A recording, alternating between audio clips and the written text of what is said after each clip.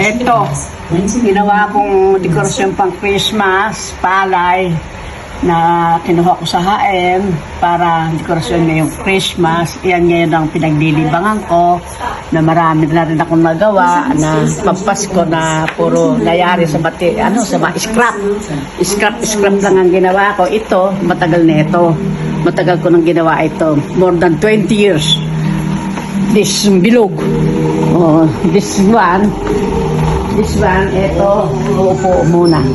Ito, pinasalubong ni Jenjing ito, nung siya ay magbalik bayan, ang laman nito, Colgate sa Supilyo. Nang hinayang ako itapon, naisipan ko gumawa ng ganyan. Sumuot sa isip ko, lagyan ko ng art, kaya ng kinalabasan. Kay Jengjeng ba yan? Kay Jenjing galing to.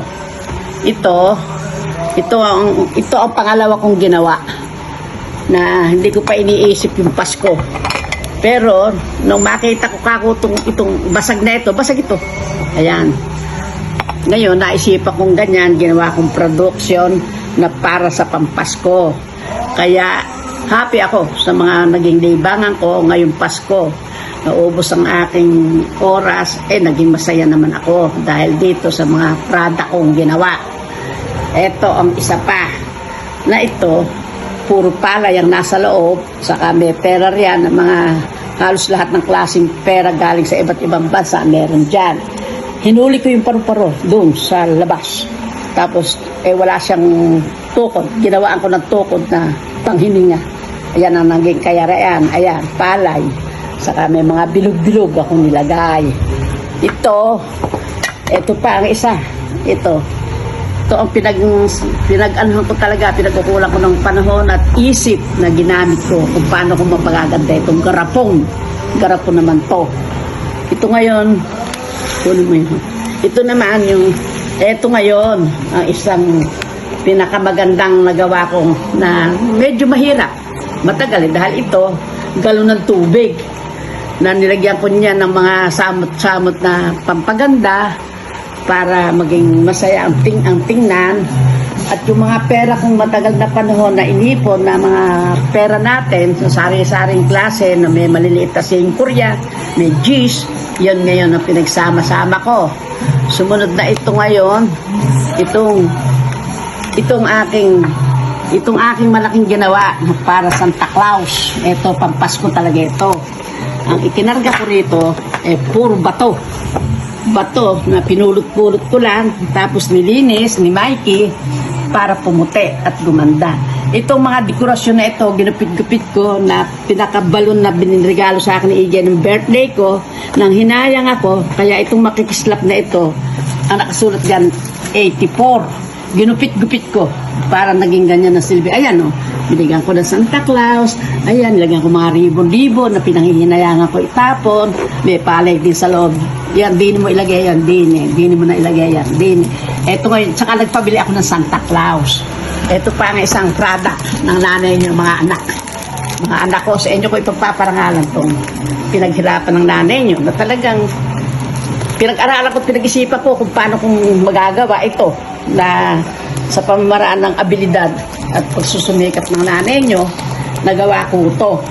At saka sa edad ko to, happy ako, 84, na ito, na sa pamamaraan ng abilidad at pagsusumikap ng nanay nyo, nagawa ko ito.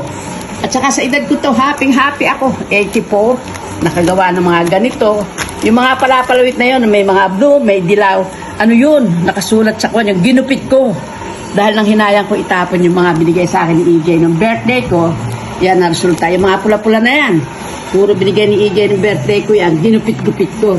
Pero ang laman nito sa loob, mga bato, para maging matatag. Itong Santa Claus nito, binili naman sa mga shopping mall ba yan? Yan, ito, binili ito nung ate mo. Kaya ayan, happy ang nanay nyo sa naging production niya ngayong Pasko. Kaya masaya ang magiging Pasko natin mga anak ko. At ako, very, very strong at masaya sa nagagawa ko sa buhay ko. Na ito, akalain nyo, sa edad ko ito, yan ay nagawa ko pa yung mga bagay na yan. Mga ribbon sa cake yan, mga pinag-iipon ko. Ayan, nagkaroon ng silbi. Salamat sa Panginoon Diyos at yung paggabi niya sa ating buong pamilya. Yun ang hinihingi ko ngayong Pasko. Huwag niyo tayong pababayaan magkakaroon ng anumang problema, ang buong pamilya at yung pagmamahalan. Tuloy-tuloy hanggang sa dumating yung tamang panahon. Eka nga, ganun lang ang buhay. Ingat-ingat tayong pare-pareho. At mahal na mahal ko kayo mga anak at apo, manugang. Lalo na yung mga manugang ko. Yan ang mahal na mahal kong isa dahil sila nakadama ako ng pagmamahal at pangunawa nila sa akin. At ngayon nadagdag si Mikey. Si Mikey ng buhay ko. Yun ang aking kwento. Ngayon magpapasko. Maligaya, masaya. Happy Merry Christmas and a Happy New Year to all of one. At sa aking asawa na ngayon, alam ko, nakapasit siya sa akin dito ngayon. Nagtatawa nga eh. Pinagtatawanan ako ng tatay nyo, di ba? Masaya ang tatay nyo, nagawa ko to. At believe siya, lahat na yun na yung nagawa kong production na hindi niya akalain na na magawa ko to. At kay Edgar, isang malaki rin ang ano sa akin, silbi. Kayo lahat ng mga anak ko, wala naman ako itutulak kakabigin. Pare-pareho kayo ng estado, ng pagmamahal, pinagdadama sa akin. Kaya ang pasasalamat ko sa Panginoon Diyos, walang hanggan at walang katapusan. Love you mga anak ko, mga apo, manugang, lalo na yung mga manugang ko, yan ang mahal na mahal ko. At si Paul, si Jeng, Merry Christmas. I love you so much, your whole family. Because you are loving me, your family. I love you. I love you all. I love you. Salamat sa Panginoon Diyos. Ang gabi niyo po sa amin ngayong darating na Paskong ito, ipagkaloob niyo po sa amin ang lahat. Eto, ano ba yan? Ito yung mga coins. Ito muna, ito akin. Ito, yung plancha ko. Yung panahon ng kopong-kopong. At itong bulaklak na ito, binigay naman ng ate mo, binigay ng kasama ng ate mo, nakaribon yan. Doon sa nakapatong niya sa pinadalang regalo sa akin, ate mo. Nang hinayang ako, yan, ginawaan ko ng paraan, ginawaan ko ng parang naging trees, parang bulaklak siya talaga, inayos ko. Yon ang abilidad ng ina ninyo na ibigay sa akin ng Diyos at yung aking lakas at sigla, tatag ng mga paa. Nandito palagi. At alam ko, hindi ako bibitawan ng Panginoon Diyos, nakamasid. At lahat ng hinihiling ko, ibinibigay niya sa akin ngayon.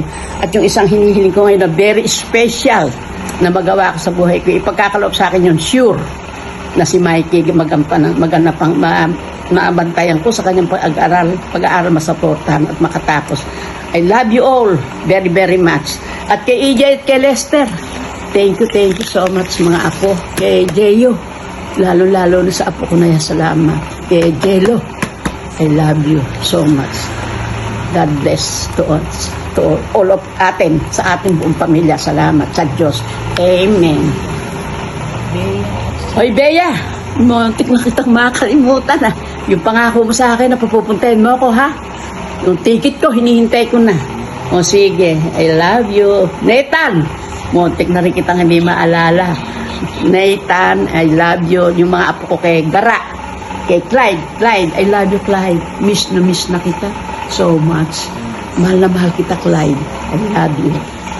Lalo na yung tatay mo, mahal na mahal ka, no? Alam mo ba? Hanggang sa huling nun.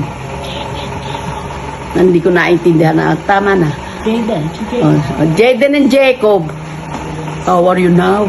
I am very happy, your grandma, because the product is not finished. Everything of the products finished. I love you always, forever in my life.